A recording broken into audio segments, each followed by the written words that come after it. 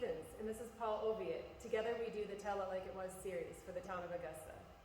Paul, what's the origins and how did this all start? Your stories and where it began.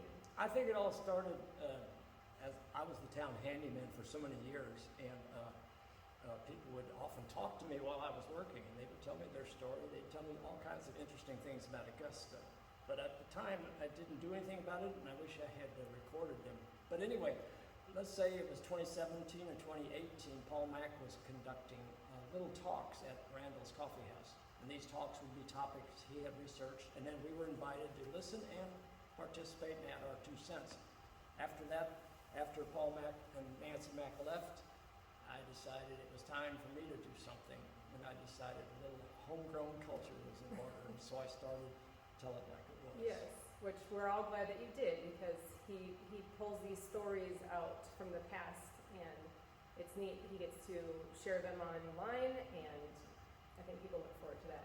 Right. So, and our first interviewee was to be Dr. Anita Mallinckrodt, our town historian, but she died on the very day that we were supposed to come there. So, which was sad, but we regrouped, and about a couple weeks later, we interviewed Janet Fisher. Yes. And we kept on doing this, and then eventually we started doing it publicly.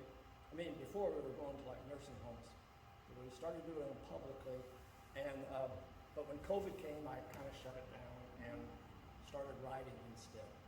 Yes, and after COVID, I had made a comment to Paul about getting the community back together and socializing, and that it was something that I myself, when I first moved to the area here, would go and participate and just listen and see who these people were and take notes. And so I kind of wanted that back personally, but I always thought it was great that we would all get together and that it was being recorded as well. And he goes, okay, you do it. And then that was kind of a scary thought, since I really don't know as many people here. But it forced me to jump in the deep end and start learning the history more, meeting more people, which he's really good at. And then that took off to, now we have events at the Harmony of Orion, and we have an audience. People bring in items to share. I have a guest on stage. It's recorded. You have a cash bar. Yeah, I do have a cash bar. It's nice. Crack a cold beer or sip on some wine, and we tell stories. I think a lot of people, once we get going, the memories start to come surfacing up, and the Rolodex of memories are shared amongst everybody. And I think it makes everyone feel really good when they leave. So, yeah. And please watch her videos. I've watched every one. They really are interesting. Sometimes I even use them to go back again and for my own research. Right, right. And I use his stories for my research when I'm asking a question to my guests.